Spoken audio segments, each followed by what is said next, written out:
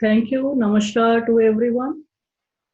First of all, I must congratulate one and all on this day when we are commemorating the Human Rights Day. I congratulate the organizers, Professor Moin Attahar, the director of the School of Legal Studies, and his team for organizing this national webinar on the Human Rights Day. Human rights have been tied to the laws, customs, and religions throughout the ages. So they need no introduction also. Most of the societies have had traditions similar to the golden rule of do unto others as you would have them do unto you. Meaning thereby, if you wish good is done to you, you should also be good to others. Be it the Hindu Vedas, the Babylonian Code of Hammurabi, the Bible, the Quran, and the Anecdotes of the Confucius also. We see that all these five oldest written sources which address the questions of people's duties, rights, and responsibilities, they are very important. As the previous speaker, Dr. Sushil Kumar Singh, was also focusing on the duty aspect. So we were having this duty aspect from the very beginning. And we see that particularly for this human rights, the United Nations has adopted and proclaimed the Universal Declaration of Human Rights on 10th December 1948. And this is something which is known to every human being, I think. It is the most translated document around the world, and it is available in more than 500 languages. That is, it has to reach the maximum population in the world as a whole. The signing of the UDHR, this 10 December 1948, that was really a momentous occasion. And it was having a list of the basic rights that the international community agreed upon as the inborn or inherent legacy due to all human beings on the earth. So what we see that the Human Rights Day, which is being commemorated internationally everywhere, for the sake of the protection of human rights, for the sake of the respect of the human rights of the human being. This is a document, UDHR, which is not, internationally can be said legally applicable, legally implementable, but this is having the status of the just cogents. And this document is divided in two parts. The first part is the preamble, and the other part that is consisting of 30 articles. Those 30 articles are defining various types of the rights, including one article 29, which speaks of the duty also. So we see that these 30 articles that confers the rights on the human being, these are the basic rights. For example, there is a right to life, right to security of person, right to freedom. Then we have also the political rights, that is right to vote, civil rights and liberties, which includes the right to expression, freedom of opinion. Then there are certain equality rights, which speaks of the right to be free from any type of the discrimination, or inclusivity is to be there. Then there are economic rights also, which speaks of the right to fair wages and safe working conditions for everyone. Social rights, that is access to education and adequate health care for everyone. And that also consists of the cultural rights, which is the right that is casting of a right to speak your native language and practice your own culture. So the rights which are the part of this Universal Declaration of Human Rights, these rights are available to each human being, because human rights are those rights, as rightly said by the earlier speaker also, that these are the rights which are available to every human being by virtue of being born in the human race. This was the decision of the Supreme Court also in M. Nagraj in 2006, that these are the rights which can be said to be a limitation on the power of the state. That the state is to protect these rights, and when the rights are to be protected by the state machinery, you can understand that the rights must be made available to everyone. It must be protected. So when we talk about the UDHR, it has inspired various countries and the people alike, so that they will treat every person with the right to life, right to liberty, right to property, and very important, that is pursuit of happiness. And these were also the, we can say, signature tone of the French Revolution, you know. Then on this Human Rights Day, we acknowledge the importance of this document and the importance of the human rights as well. And besides, we see that this UDHR, when we come to India, we see that the constitution, that is the supreme law of the land, and that is also consisting of these human rights. Although some of the rights are justiciable while the other rights are non-justiciable. But you see that the judiciary has read those unenforceable or non-justiciable rights along with the justiciable right, that is along with the right to life and personal liberty. Various rights which were not justiciable, those are the parts in part 4th of the constitution, that is directive principles of the state policy. Those has been read into by the judiciary in part 3rd, that is fundamental rights. So we see that fundamental rights are also those rights which are the part of the Universal Declaration of Human Rights, be it right to equality, be it right to the freedom of the persons, be it right against the exploitation, discrimination, religious right. So all these rights we are having as a part in the Constitution of India, which is the supreme law of the land. But we have another specific statute in India, that is Protection of the Human Rights Act of 1993. And by that act, there was a provision for the establishment of the Human Rights Commission. And we see that the Human Rights Commission, National Human Rights Commission, as well as the State Human Rights Commission were all set up in the states as well as at the national level.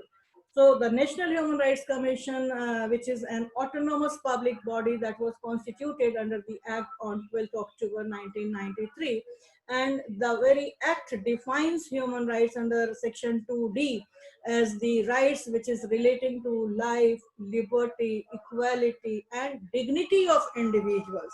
And that is guaranteed by the Constitution of India and also embodied in the international covenants and enforceable by the courts of India. So we see that as per the provisions of the Act of 1993, the human rights are a guaranteed right. It's not only that the Universal Declaration of Human Rights that declare the human rights, and that is not open for signature because being it's a declaration only. So we see that these rights have been incorporated in the supreme law of the land as well as the specific statute, that is Protection of Human Rights. But the question here is that, do really human rights are enjoyed and exercised by all of us? It's a great question. You see that very recently, the NHRC chairman, Honorable Justice H.L. Dattu, he said that 2020 is a very tough year for the commission. Because you see that within a span of 6 months, April to September, that is in 2020, there were more than 33,000 complaints of human rights violation. And the entire year, that is October 2019 to September 2019, more than 74,000 violations of the human rights. And you see that these are those complaints which were filed before the NHRC. There were many more complaints, there were many more violations which could not be reached to the National Human Rights Commission.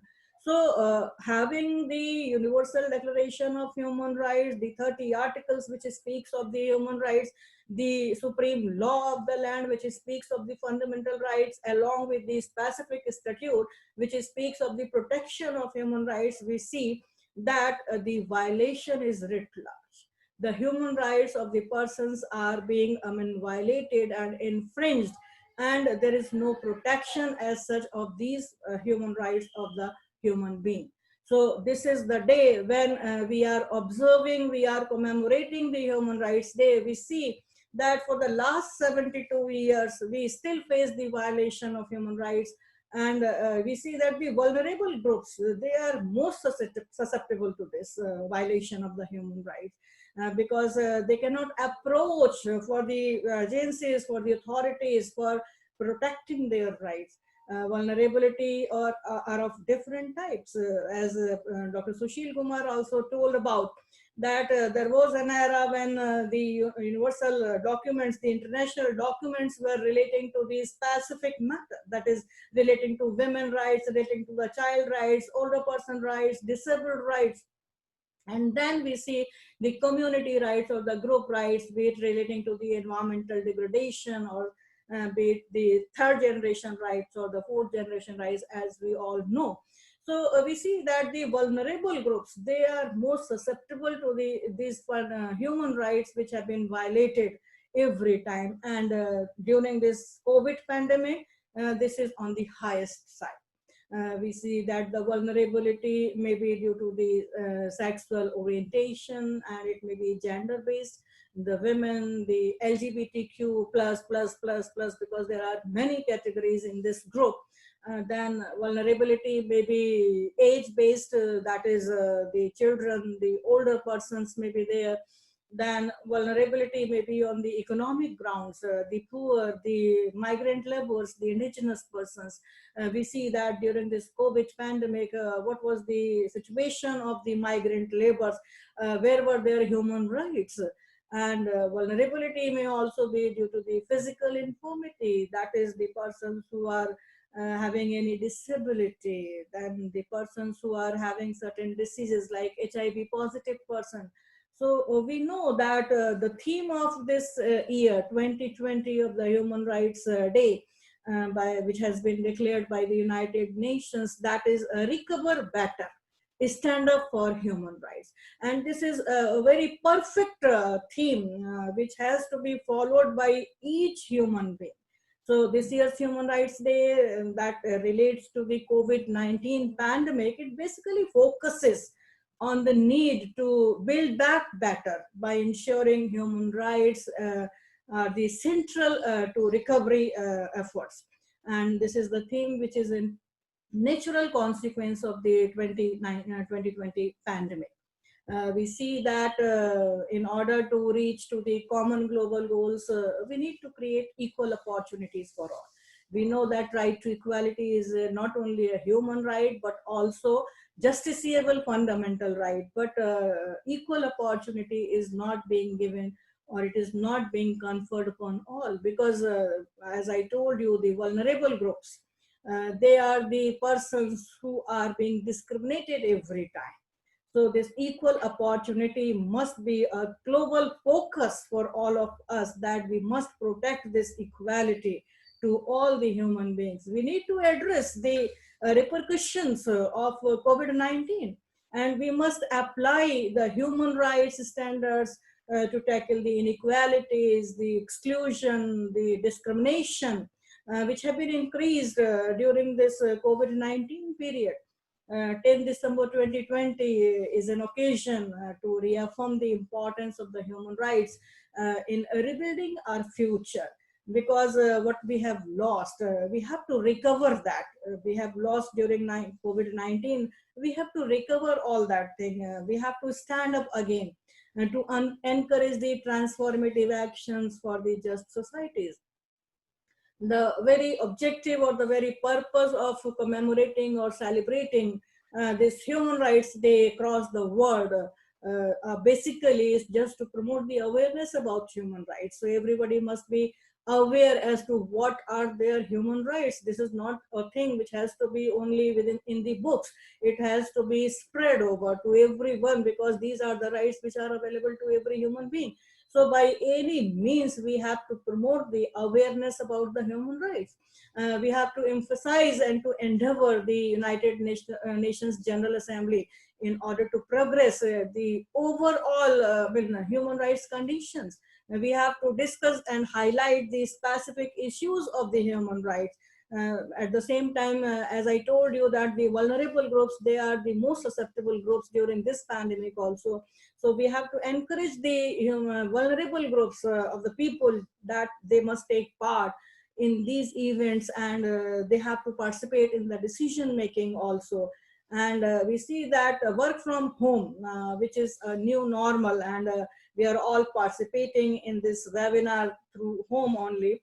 So we see that this become a new normal, and due to this pandemic, and that has interfered in many of the human rights. As we know that the world is facing this outbreak of the COVID-19 pandemic, wherein maximum population is moving for, or rather I should say, it is forced to jump into the digital transformation without knowing the outcomes of working on different digital platforms.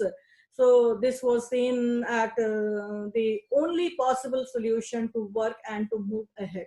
Not only in India, but worldwide, everywhere you see that more and more digital platforms are being used. And these are also interfering in the human rights of the human being. Because of this increased use of the technology, increased use of the electronic gadgets during this coronavirus outbreak, we see that there are some genuine and legitimate questions which need to be tackled to protect the human rights of the human being, not only in India, but across the world. So the first important human right which we see is being violated by the use of this digital platform, that is right to health, which is one of the most important human right of every human being. And this is the right which we see that WHO, the World Health Organization, has said this right as the highest attainable standard of physical and mental health of everyone. That is the human right. So internationally, we see that it was the first articulated right that this was given in the Constitution of the World Health Organization in 1946. Besides WHO, we see that the Universal Declaration of Human Rights also under Article 25 confers this right to health as a basic human right. We see that International Covenant on Economic, Social and Cultural Rights, that under Article 12 also provides for health as a human right. Every covenant, every convention which is there at international fora, we see that those are providing for the right to health to the different categories of the persons, be it women, be it children, be it older persons, be it disabled. So CEDAW, that is Convention on the Elimination of All Forms of Discrimination Against Women of 1979, that under Article 11, 12 and 14 provides for right to health differently to the women. Then this Convention on the Rights of the Child, Article 24 of that convention, that speaks of the right to health. Then 1990 International Convention on the Protection of Rights of Migrant Workers, that under Article 28, Article 43 and 45, that speaks of the right to health. And most recently, we see that in 2006, the Convention on the Rights of the Persons with Disability, that also speaks for the right of the disabled person as a right to health as a human right under Article 25. So what we see that during this pandemic, as a new normal, working from home, the screen time of everyone has been increased.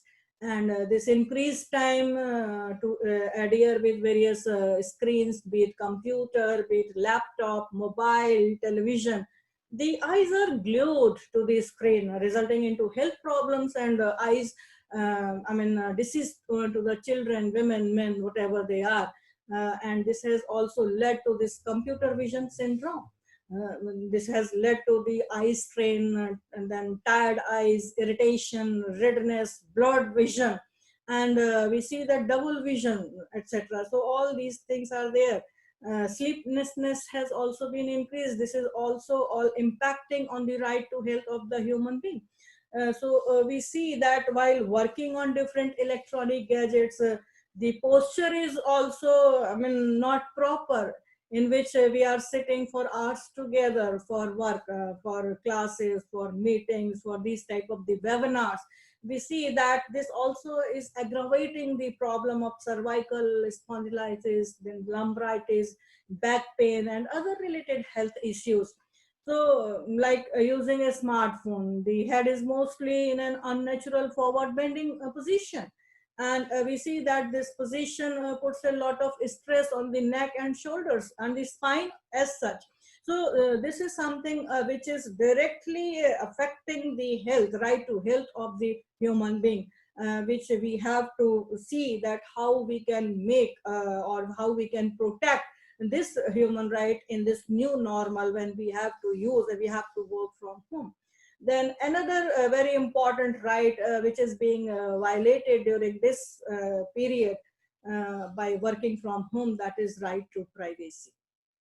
We know that Article 12 of the UDHR that provides for the human right to privacy, and this right to privacy, which is a human right that is also being tailored fundamental right. I'm talking about the tailored fundamental right. It simply means that though it is not directly given in the fundamental rights part of the Constitution of India, but the Supreme Court has read this right under Article 21 as a right to life and personal liberty in a very famous case of K.S. Puttaswamy versus Union of India. So we see that right to privacy, which is one of the human right, which is also interpreted as a fundamental right. So state is interfering in this human right of the human being.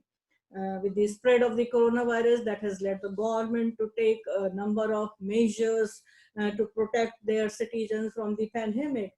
Which is also leading to the greater state control and security over the private lives of its citizens through the use of latest digital surveillance technologies.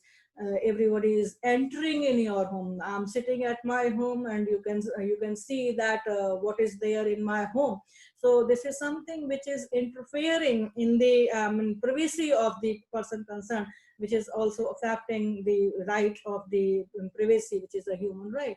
And also we see that the surveillance technologies and the content moderation, the artistic freedom, online data protection, press freedom, all these, online hate speech, they're all the issues which are affecting the privacy rights. So this is again another, impact of this corona on the human rights in the present scenario. Then we see right to education.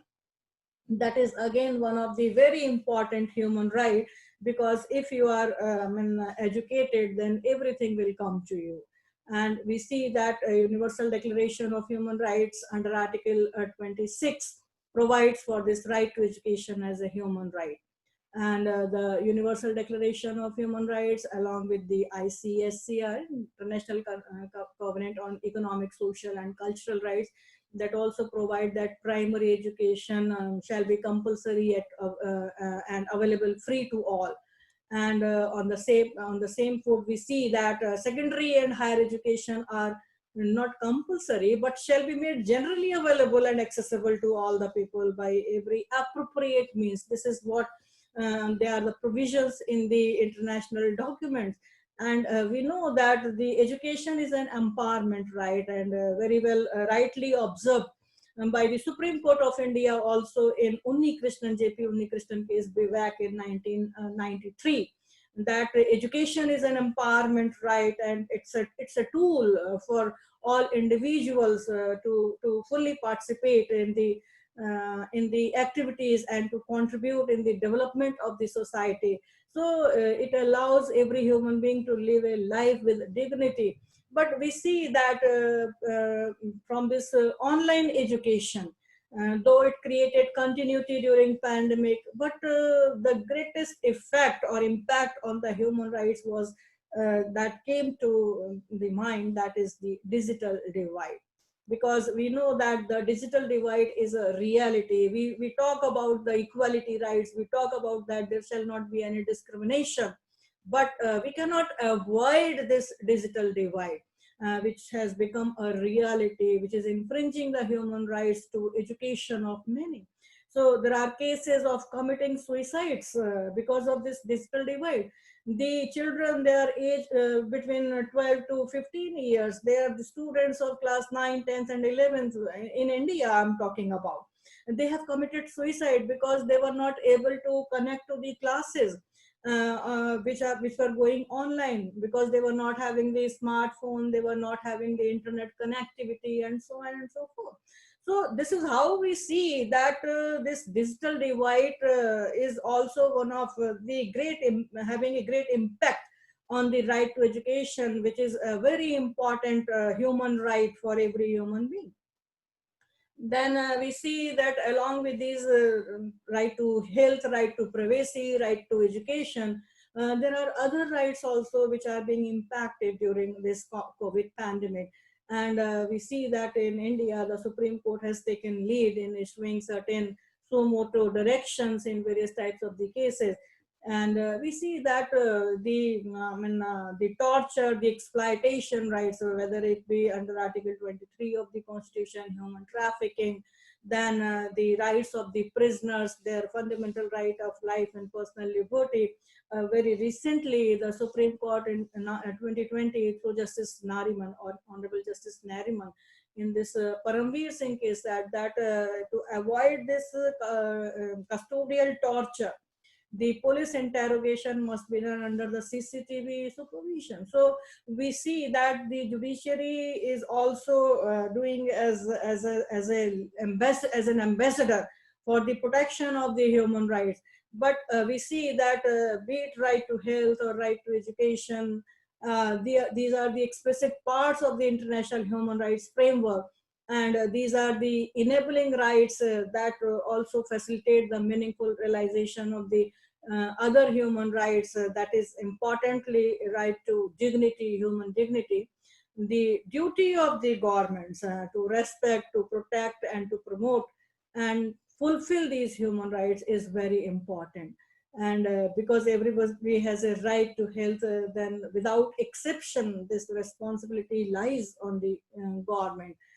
And we see that there are various countries, including India also, they are in the process of making the vaccine for this corona virus. So we see that how this right to health of every person, the last person in the society, how it can be achieved. This becomes a very great duty and responsibility of the state, of the government, so that everyone could enjoy his or her right to health. And then we have to also see that how this digital divide, this right to education, can be achieved. Because there was a survey in India also regarding in that we see that that the states, various states in India, like Tamil Nadu, Andhra Pradesh, then Haryana, and Karnataka, which are said to be the IT hubs, the digital divide is on the highest side, higher side. So we see that we have to look into these things so that everybody could enjoy his or her own, this human right. And the justification which is being taken by the government every time, that is the scarcity of the resources. So this cannot be a justification when it is a case of the human rights violation. So if it's a case of the human rights violation, then a state as a parents patriae, guardian of all the persons who are living in a society, so this has to be protected by the state, this has to be protected by the government. And it is the high time that the government should think to protect all the human rights of everyone, so that everyone could live with a life which is full of dignity. And we have to stand not only for the rights, but we have to perform our duties and responsibilities too. And then we can see that if we are performing our duties, if we are performing our responsibilities, rights will naturally come to us. And as the previous speaker has also spoken about, that there must be an addition in the fundamental duty, that is how to behave with the fellow citizens. That is also very, very important. And we have to perform our duty, because if we'll perform our duty, then rights will naturally follow us, and we can enjoy our human rights. And with these words, now I would stop here, and I'm just saying once again the congratulations to each one who is participating in this national webinar on the human rights, which is an issue which is contemporary, which is relevant for the time to come, which is relevant from the years we are where we are seeing, we are witnessing, and we have to protect the rights of everyone, every right of everyone, so that one can live with the human dignity, because dignity will provide every right to everyone. So with these words, thank you very much for giving me the opportunity to share my views on this very important and relevant issue, that is of the human rights, and on this Human Rights Day. So thank you very much. Thank you so much.